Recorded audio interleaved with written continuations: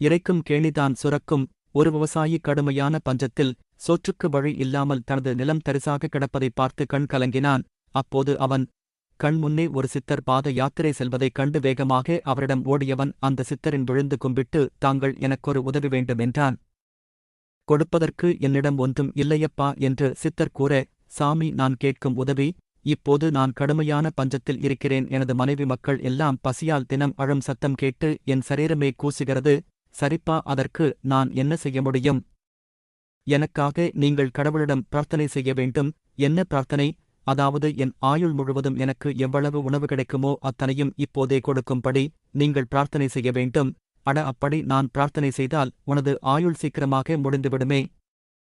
பரவாயில்லை குருவே, என் மனைவி மக்கள் வயிறார உணவு உண்டாலே போதும் என்றான்.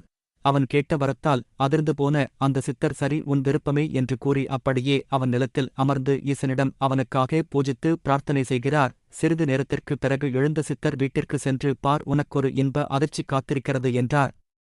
உடனே காற்றை விட வேகமாக வீட்டிற்கு வந்தவன் அவன் குடிசையில் அரிசி, பருப்பு, காய்கறிகள், பழங்கள் என்று பார்க்கும் இடமெல்லாம் உணவுப் பொருட்களாக நிரம்பி வழிந்தது. அவன் மனைவி மக்கள் முகத்தில் புன்னகையும் ஆச்சரியமும் ஒன்றாய் வர, பார்த்தீர்களா அதிசயத்தை, ஈசன் கண் திறந்து விட்டார். எடுக்க எடுக்க உணவு வந்து கொண்டே இருக்கிறதே.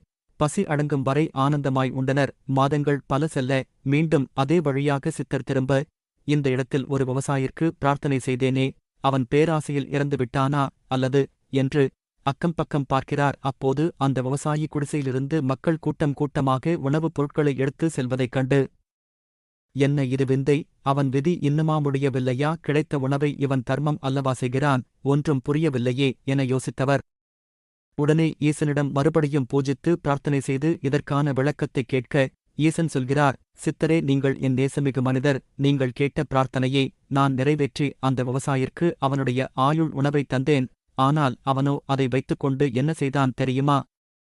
தன்னைப் போல் வறுமையில் வாடும் ஏழை மக்களுக்கு அவனுக்கு கிடைத்த உணவுப் பொருட்களை தர்மம் செய்து வருகிறான். அவர்களின் வாழ்த்துதான் அவனை இன்னமும் வாழ வைக்கிறது. அவன் நிறுத்தும் வரை என்னாலும் நிறுத்த இயலாது என்றார். இறைக்கும் கேணிதான் சுரக்கும், கொடுக்கும் கைதான் மணக்கும். தானத்தில் சிறந்த தானம் அன்னதானம்.